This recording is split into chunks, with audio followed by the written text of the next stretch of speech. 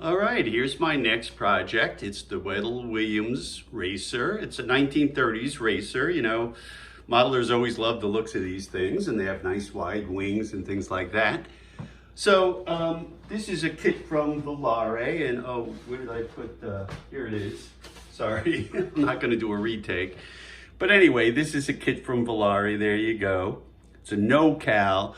Now, a no-cal means it's a real plane, it's a scale model, but the fuselage is just a profile instead of being built up. And I like that because that allows me to still, wind outside the plane, okay, which is what I like to do, and then attach the motor.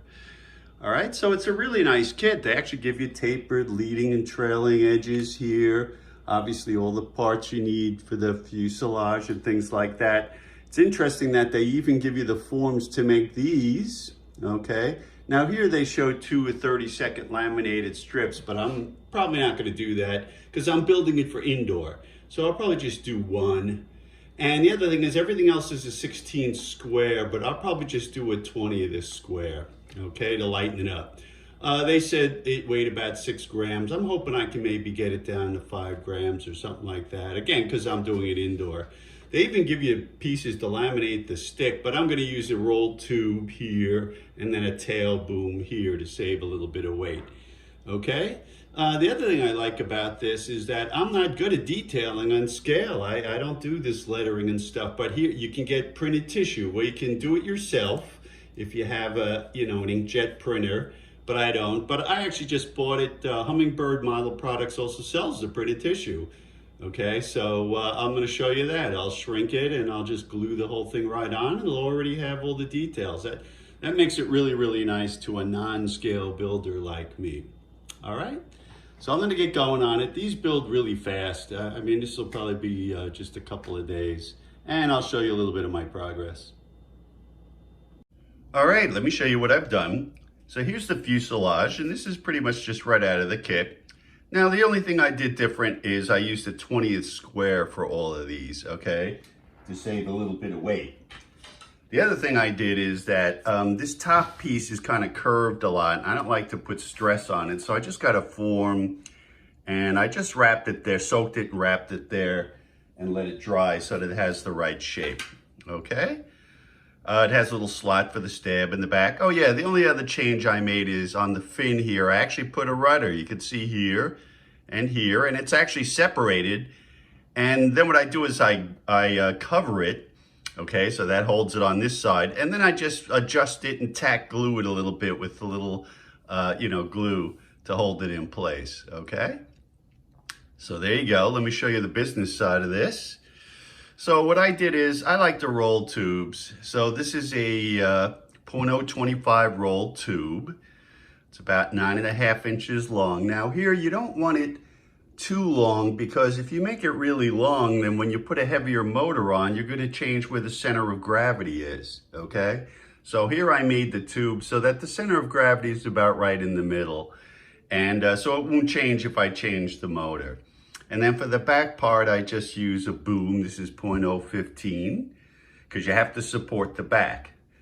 I have to say, after rolling F1R tubes, which are .01 and .008, this was really easy and it was fun and relaxing. This is what I like about penny plane. Now I have a dual bearing there on the front, okay, for the prop. And I think that's everything there. So then I made the wing. Now they actually give you the forms for the wing tips and the stab tips. The wing I just made straight out of the kit, okay? Because they give you the leading and trailing edges. There I made the wing tips. Now the only thing I did different here is I put a 16th rib and I cut my own. They have one so you could hold it, but I cut my own because it's a little bigger. And you want to make it so I'm going to cover it like this, and then later on I'm just going to join it like that, okay? So it'll make a nice clean joint. Now, the other thing is you'll see I put gussets here. On that side, they're on the bottom, but in this side, they're a little thicker, and they go smooth on the top. And the reason why is I can't glue the wing on, okay? I don't have a box. It won't fit in the box. I have to be able to remove the wing. So what I'm going to do is make tissue tubes. It's just going to plug in with tissue tubes. And I'm going to have little dowels coming out of here. They're just balsa here and here. That's why I made them flush on the top. Okay, so I'm gonna cover that, put it together, then I'll put on the tissue tubes. And then finally, here's the stab. The thing I did different on the stab is, again, this is 20th, and I used one piece, but these are 20th again, just to save weight, and the tips are smaller. I should say that about both the wing and the stab, they showed 2 pieces of a 30-second laminated, but you don't need that. I'm only doing indoor. So I just did 1 piece of a 16th by a 32nd, and that's it. I didn't laminate it. All right. So I think that's everything. I have several props made here. I'm gonna see what I'll end up using. And I'm just waiting for the tissue now. We're ready to cover, and then I can get it together. Okay, so next what I did is I taped the tissue to a frame and I shrunk it, all right? And then when that was dry, I just took it downstairs and I actually attached all the structure while it's on the frame. There you go. So I spray it with 3M 77 and then I just drop it onto the tissue. The wing, you gotta loosen it up a little bit so it can take the curvature, okay? Now there were some little boo-boos and I'll show you. The tissue wasn't long enough. So you can see the fuselage got cut off. I just used a little red pen and filled it in. And it happened on the nose too. There was balsa here. I just rubbed a little black on there. Okay, and here's what happened with this. Because the tissue was too short, I got this from Hummingbirds, but I guess I didn't realize the tissue's too short. It didn't have enough and there wasn't any extra here. I was debating, what am I gonna do now? I wanna use the tissue. So what I decided to do is I put an extra ribbon right here, just a little thinking on the spot there, so that I can, you know, at least get the tissue stuck to it. And then I'll fill this in with another little piece of tissue. I don't know if I have red that matches this, but I'll take a look. Okay, so now I'm just gonna cut it all out and then I'll fix that little piece and then we're ready to put it together and I'll put the 2 wing halves together. All right, the Williams 45 racer. This participated in some 1934 air races. I think it was the Bendix. Now, this is the first time I've actually covered with printed tissue, and I'll tell you, this was fantastic. I really, really enjoyed it because I'm not a good scale detailer, okay? And so, you know, this way it all comes out pretty nice. You can see that we got, you know, on the cowling, there's some detail. The Miss Patterson is there, and the numbers. You can see I have the rudder set off slightly to the right. I did try flying it once and I thought it needed a little bit of right rudder. The part I like the best is there's a picture of the pilot in there, so this is fantastic. Okay, it gives it a really nice little touch. Now I have on there right now, it's an 8-inch prop with a 12-inch pitch. The total weight of the plane was 4.6 grams, so I'm fairly happy about that. That's not too bad. Okay, I did get out to just do a little bit of test flights, and I thought that the stab needed a little bit of negative incidence. So I actually cut out the old stab, and I just raised the trailing edge a little bit, less than a 1/16 of an inch, okay? Also, the last stab kind of got a little wavy, and I didn't like that. So I redid it, let me show you. So this time I just did the outline, and then a 20th square, and boy, that was nice and dead flat, came out really nice. Now the wing is removable because I have to do that in order to get it in my box. So if I show you the business side, this is a .025 rolled tube, .015, and it's much easier than rolling the F1R. I actually enjoy making these rolled tubes. Okay, I have a dual bearing there in the front, you can see. And the wing just slips in. So there's just little balsa pegs on the wing there. You gotta be careful, of course. I'll start to slide it out for you a little bit. There you go. You can see there's little balsa pegs on the wing, and then I have tissue tubes on the side. So that's also nice if you need to adjust the incidence or anything like that. So the wing just slides right out, okay?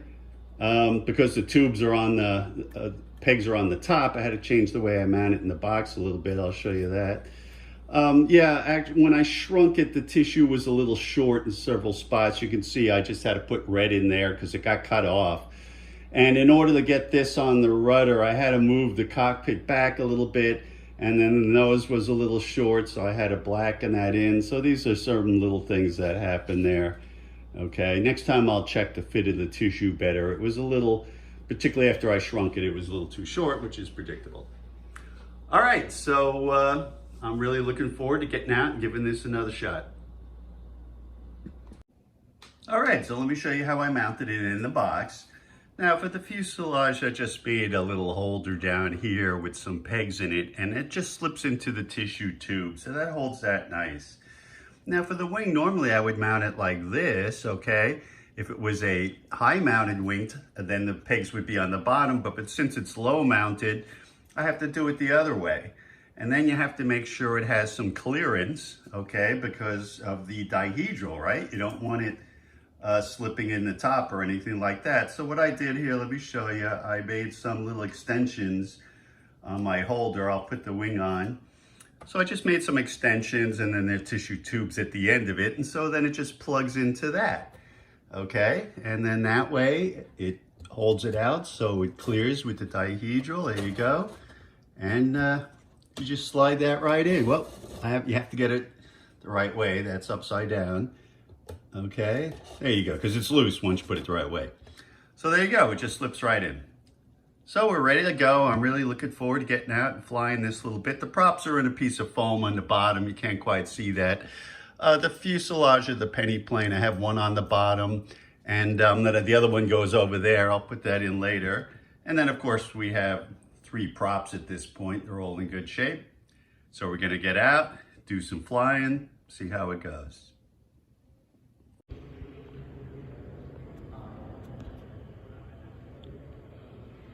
Here we go, is the first test flight. Not bad.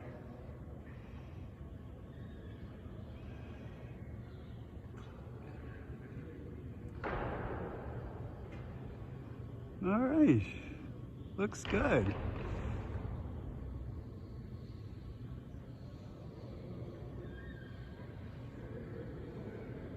We're drifting a little bit.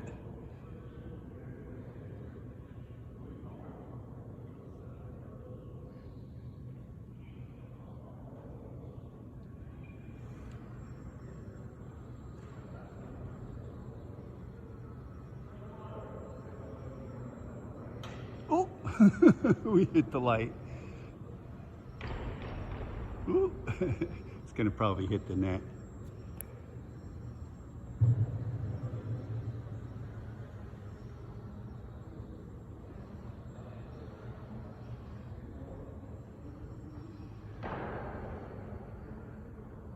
I bet you it moved the wing a little when it hit the light.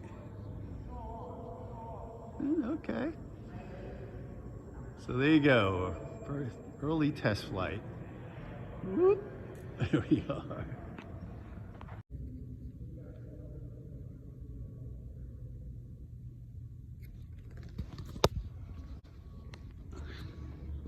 Whoa, now we're climbing. I went to a bigger motor.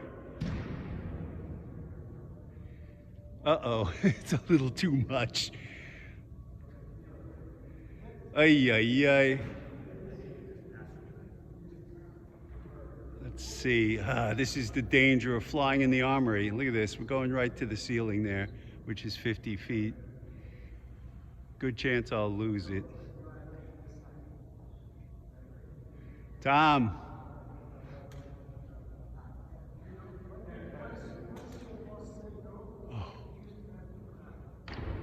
I got lucky so far.